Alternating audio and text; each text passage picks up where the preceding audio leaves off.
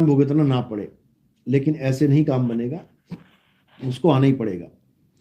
तो कहने का मतलब यह है कि हर इंसान अपना अपना दाव पेच लगाने में लगा हुआ है कि कैसे भी मुझ पे कर्म ना चढ़े और मेरी यहां से मुक्ति हो जाए। इंसान जितने बाबा लोग दिख रहे हैं तुम्हें, ये सब एक ही कहानी लेके बैठे हुए हैं, संसार सागर से पार हो जाओ, मुक्त हो जाओ, भगवान मिल जाए, एक ही कहानी लेके बैठे हैं। लेकिन जब इनके पास पहुंचोगे तो ये अलग अलग विधियां लेके बैठे हैं। कोई कह रहा है गंगा जी में स्नान कर लो मुक्ति हो जाएगी, कोई कह रहा है रोज मंदिर जाओ, शंकर जी की पूजा करो, शिव मुक्त कर देंगे, कोई कह रहा है हनुमान जी की पूजा करो सारे भवबंधन कट जाएंगे, कोई कह रहा राम जी की पूजा करो, कोई कह रहा विष्णु जी की पूजा करो, कोई कह रहा वैष्णो माता की पूजा कर लो, दुर्गा जी की पूजा कर लो, कोई ब्रह्म की पूजा करवाने में लगा हुआ है, तो कोई कह रहा है कि भाई पर ब्रह्म को जानो। लेकिन पार ब्रह्म तक पहुंचने की सबकी हैसियत नहीं, तो क्या करें, जहां जहां को जो रास्ता मिल रहा है लगे हुए हैं।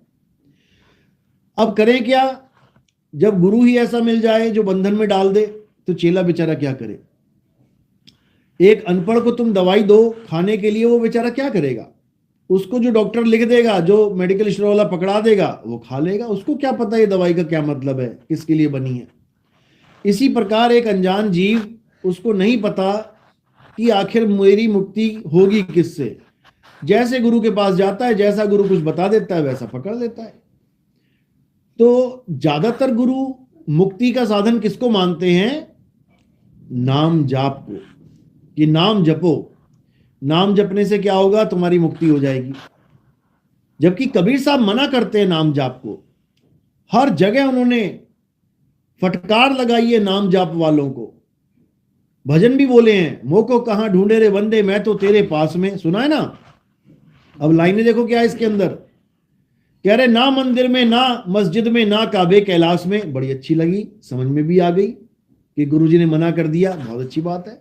अब अगली लाइन क्या कह रहे हैं, ना मैं जप में, ना मैं तप में, ना एकांत निवास में। अब इसमें बाकी तो समझ में आ गया, ना तप में, ना एकांत निवास में, जप समझ में नहीं आ रहा है।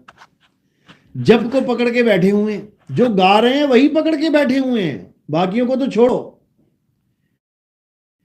जो गा रहे हैं दिन में 3-3 बार भजन करवा रहे हैं, ये वाला पूजा में यही भजन चलता है उनके ज्यादातर, लेकिन वो समझ ही नहीं पा रहे हैं, ना मैं जप में, ना मैं तप में। अरे जप को मना किया गया है, नहीं जपना है, लेकिन समझ में नहीं आ रहा, और मंत्रों को जाप करवा के ये अनमोल जीवन बर्बाद कर रहे हैं। और बहाना क्या लगा रहे हैं कि क्यों जाप करना पड़ेगा, कहते तुमने ऋण ले रखा है, किससे, काल भगवान से। अगर हमने काल भगवान से ऋण ले रखा है तो फिर हम ब्रह्मा विष्णु महेश जी के नाम क्यों जपें। और अगर ब्रह्मा विष्णु महेश जी से ऋण ले रखा है तो मुझे बता दो, तुम कब पहुंचे ब्रह्मा जी के पास ऋण लेने, तुम गए कब विष्णु जी के पास ऋण लेने, तुम विष्णु जी के पास कब गए भाई, तुम शंकर जी के पास कब गए।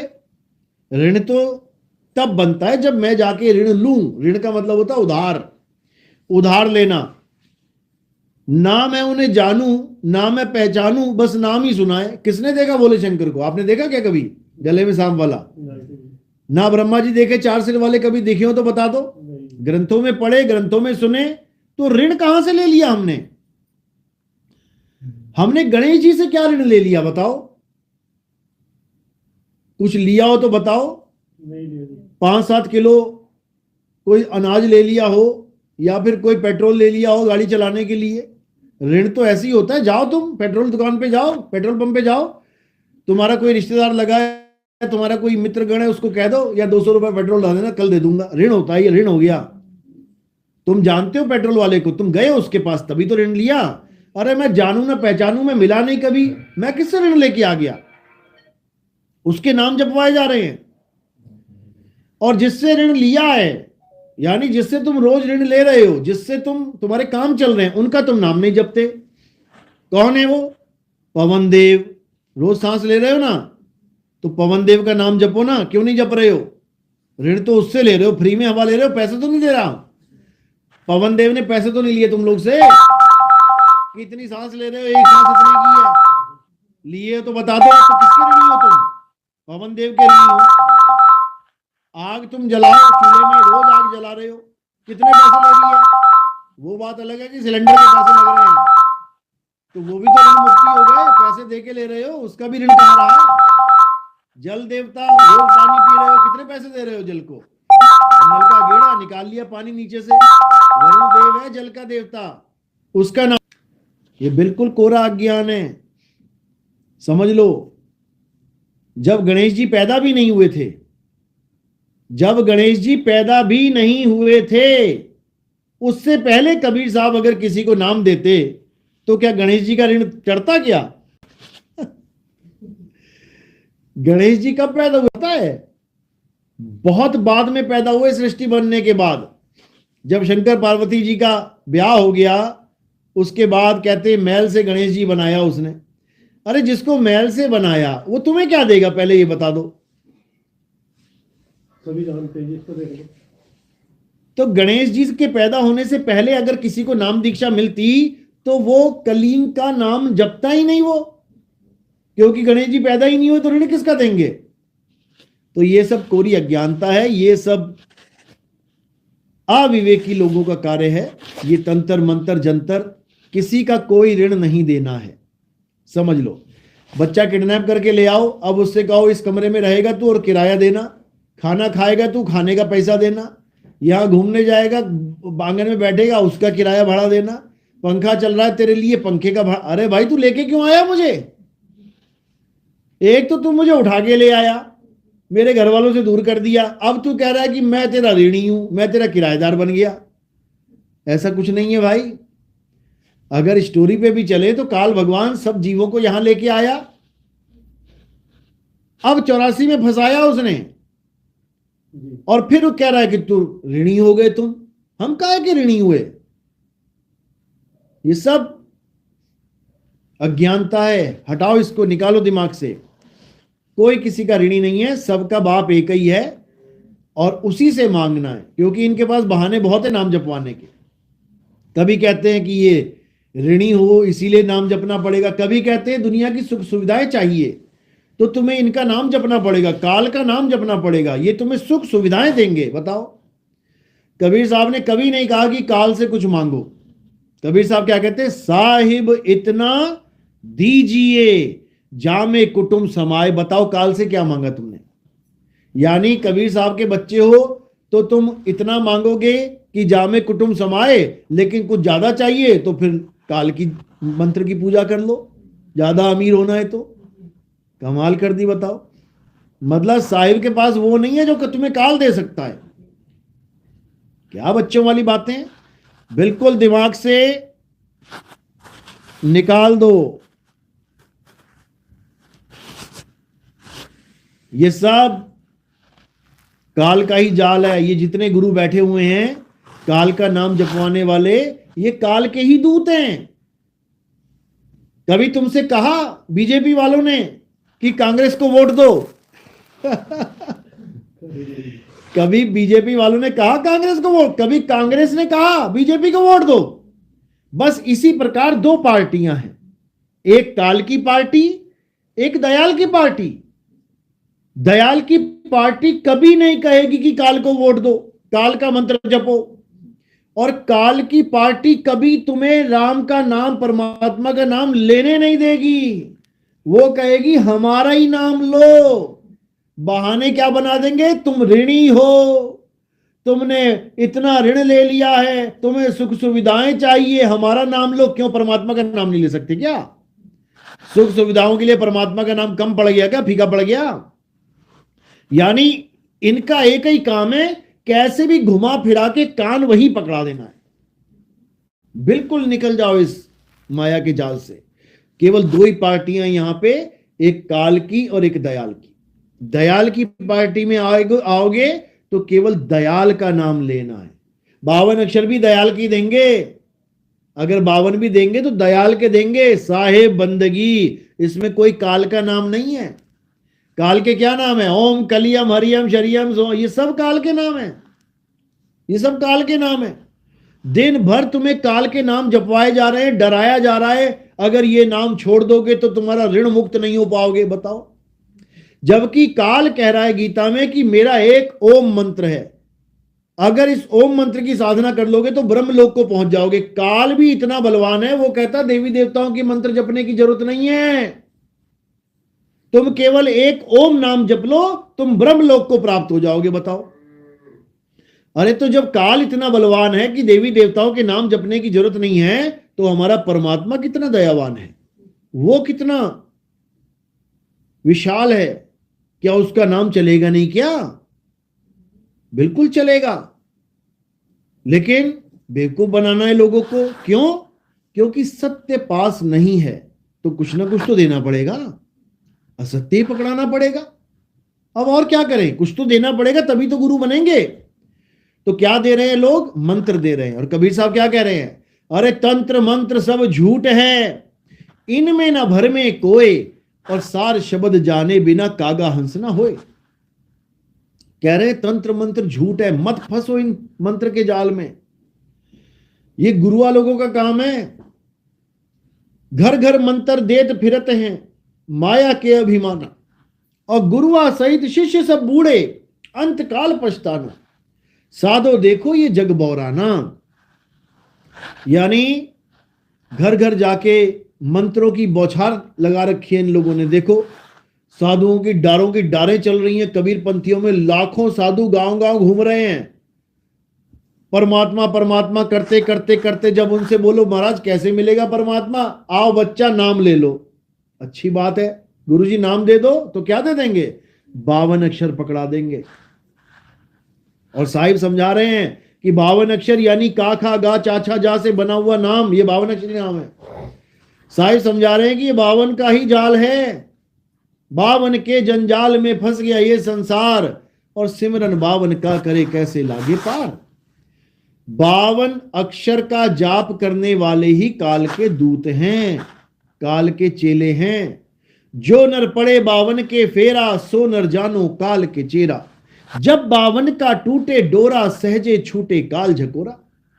बिल्कुल क्लियर बोल दिया उन्होंने कि 52 अक्षरों का नाम देने वाला गुरु कभी सतगुरु नहीं हो सकता। गुरु तो है, मंत्र वंत्र दे देगा, जपते रहो सारी उम्र, लेकिन सतगुरु नहीं है। सतगुरु कौन है? जो मंत्र छुड़वा दे। सोई गुरु पूरा कहावे, 2 अक्षर का भेद बतावे, एक छुड़ावे एक लखावे, तब प्राणी निज घर को जावे। सच्चा गुरु जब मिल जाएगा, ये सारे मंत्र तंत्र एकदम किनारे कर देगा, हटाओ इसको। और क्या क्या करना है? तत्व को जानो।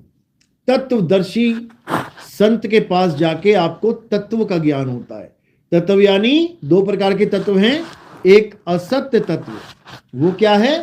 वो ये दिखने वाले 5 तत्वों के जितने भी काया माया जो भी दिख रहा है, ये सब असत्य तत्व है। और सत्य तत्व यानी आत्मा ही सत्य है। उस आत्मा का ज्ञान वो सतगुरु करवाता है। साहिब कह रहे जल में मीन प्यासी, मोहे देखते आवे हांसी, आत्म ज्ञान बिना नर भटके, कभी काबा कभी काशी। यानी गुरु वो होता है जो मंत्र जंत्र हटा दे और आत्मा का ज्ञान करवा दे। ये आत्मा कहाँ है, कहाँ विराजमान है, ये बैठी कहाँ है? कह रहे घट घट मेरा साइया सुनी से न कोई बलिहारी व घट की जिस घट प्रगट होए। यानी हर घट में विराजमान है वो सब में विराजमान है, उसको कोई जान ही नहीं रहा है। किसको पकड़ के बैठ रहे हैं?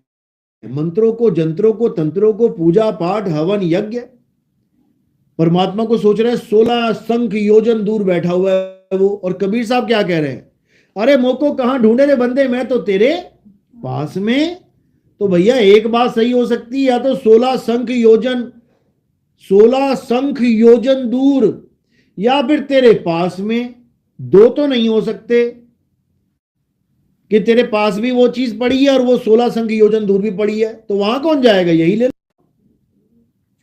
लेकिन जिसको ज्ञान होगा वो दे पाएगा, जिसको नहीं है वो 16 लाख छोड़ो 16 करोड़ संख भटकता रहेगा, तब ना उसको मिल पाएगी वो वस्तु। इसलिए साहिब ने वस्तु का ज्ञान प्राप्त करने की बात करी है, वस्तु का नाम जपने की बात नहीं करी है। साहिब ने बोला है कि वस्तु कहीं ढूंढे कहीं कैसे लागे हाथ, गुप्त वस्तु तब मिले, भेदी लीजे साथ। भेदी गुरु चाहिए, ये जंतर मंतर तंत्र देने वाले जपी तपी सन्यासी नहीं चाहिए।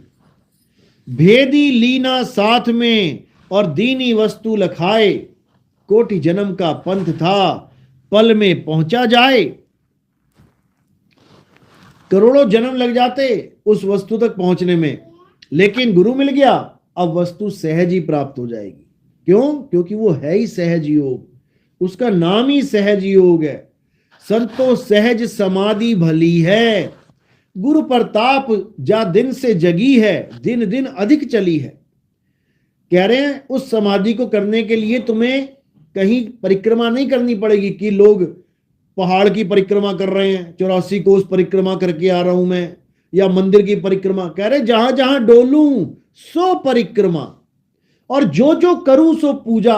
वहां दिया जलाने की जरूरत नहीं पड़ेगी कि भगवान को पूजना है तो दिया जलाएंगे, ये नहीं करना पड़ेगा। फिर दिया जला के छोड़ दो पूरी रात, और सुबह तक उसमें लाखों छोटे छोटे छोटे छोटे कीड़े मरे पड़े होंगे उसमें। गए थे पुण्य करने, कमा लाए पाप। किसी दिए की जरूरत नहीं है परमात्मा को। तो कह रहे जहां जहां डोलू सो परिक्रमा, जो जो करूं सो पूजा। गिर है उजाड़ एक सम देखूं, भाव मिटाऊं दूजा। गिर है उजाड़, चाहे कोई उजाड़ है जगह, चाहे वो ग्रस्त है घर है, एक समान देखेंगे उसको, उसमें भेद नहीं करेंगे, यानी एक दृष्टि से सबको देखेंगे। गिर है उजाड़ एक सम देखूं, भाव मिटाऊं दूजा। तो साहिब कह रहे हैं आगे, आंख न मूंदे कान न रूंदू, तनिक कष्ट नहीं धारूं, खुले नयन पहचानू, हंस सुंदर रूप निहारूं। ये आंख बंद करके भक्तियां कराने वाले, 2-2 घंटा 3-3 घंटा आंखें बंद करके डीप मेडिटेशन में जाने वाले लोग कह रहे हैं ये सब करने की जरूरत नहीं है।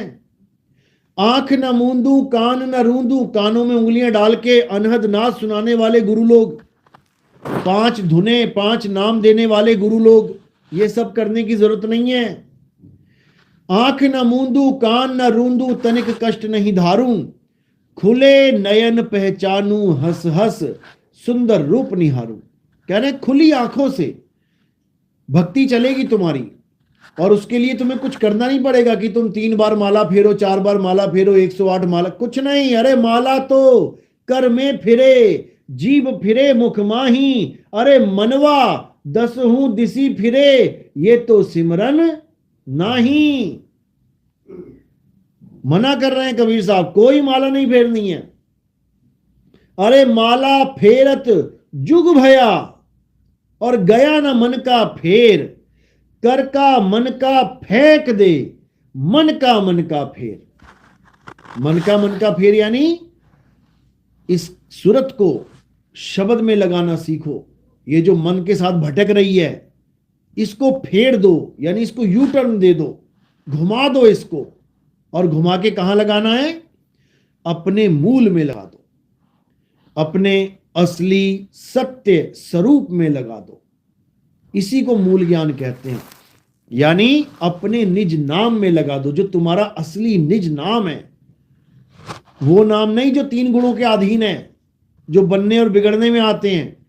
जैसे राम बना बिगड़ गया, यानी शुरू हुआ खत्म हो गया। कबीर शुरू हुआ खत्म हो गया।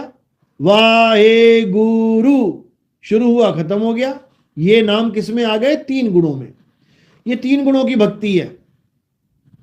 अब एक है निज नाम, जो ना कभी शुरू हुआ है और ना कभी खत्म होगा। उस निज नाम को जानना है, और तुम्हारा जो निज नाम है वही परमात्मा का निज नाम है। परमात्मा का जो निज नाम है वही हमारा निज नाम है। सतगुरु हमारे निज नाम की भक्ति करवाता है। सतगुरु हमें दूसरों के नाम नहीं जपवाता। कह रहे 3 गुणों की भक्ति में अरे भूल पड़ा संसार, और कहें कबीर निज नाम बिन और कैसे लागे पार। जब तक तुम्हें तुम्हारा नाम देने वाला गुरु नहीं मिल गया, दूसरों के नाम देने वाले तो युगों युगों से बैठे हुए हैं। कहीं भी चले जाओ किसी ना किसी का नाम पकड़ा देंगे, देख लो।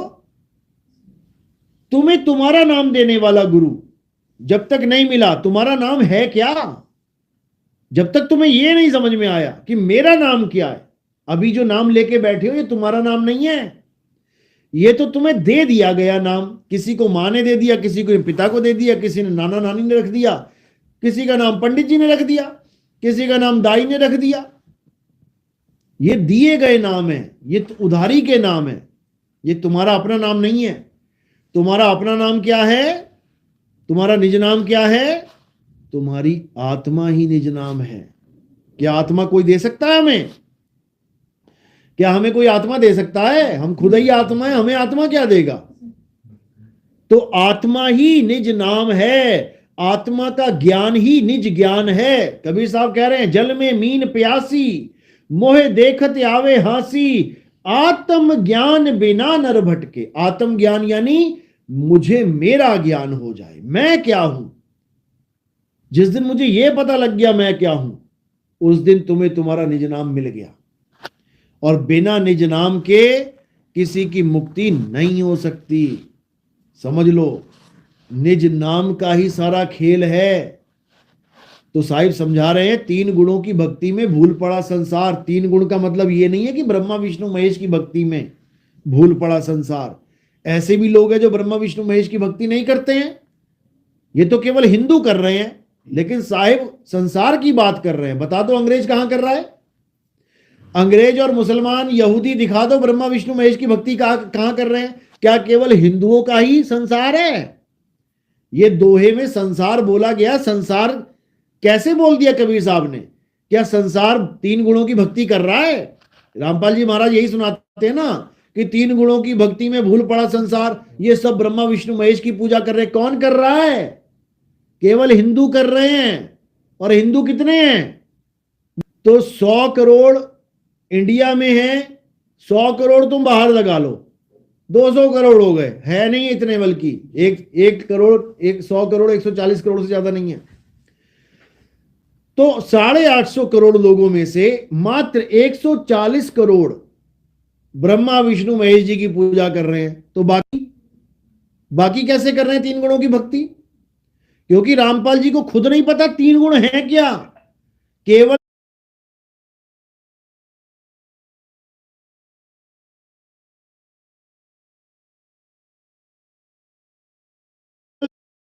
पैदा हुई, पल रही है, नाश हो जाएगी। अब कोई काया की भक्ति करने लग जाए, काया के साथ और क्या क्या चीजें जुड़ी हैं? सांस। कोई कहे सांस की भक्ति करेंगे जी, अरे सांस भी खत्म हो जाएगी एक दिन। सांस तो गिन के मिली है, रोज खत्म हो रही हैं। 21,600 सांसें रोज कम हो रही हैं। तो ये सतभक्ति कैसे हो सकती है? जो चीज कम हो रही है, ज्यादा हो रही है, वो माया है, वो 3 गुणों के अधीन है।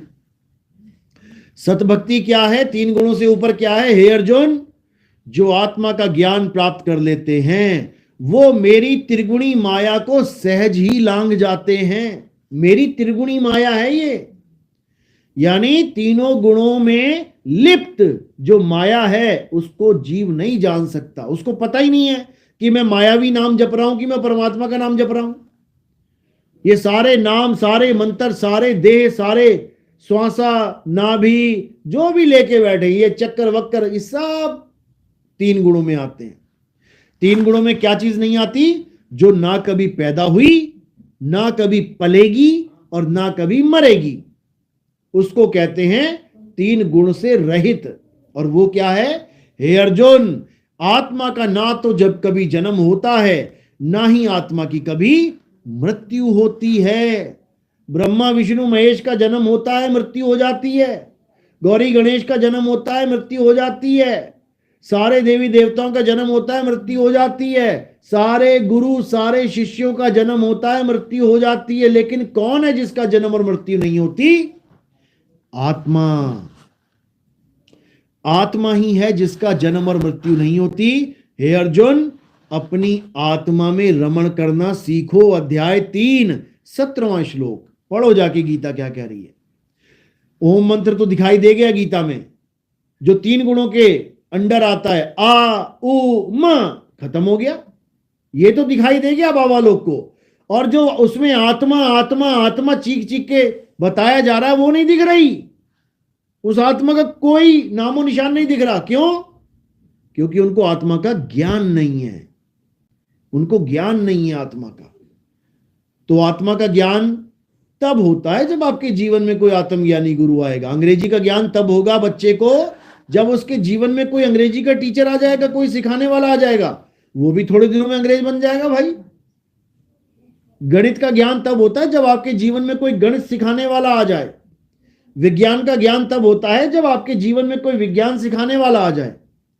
इसी प्रकार आत्मा का ज्ञान तब होता है जब आपके जीवन में कोई आत्मा का ज्ञान समझाने वाला आ जाए।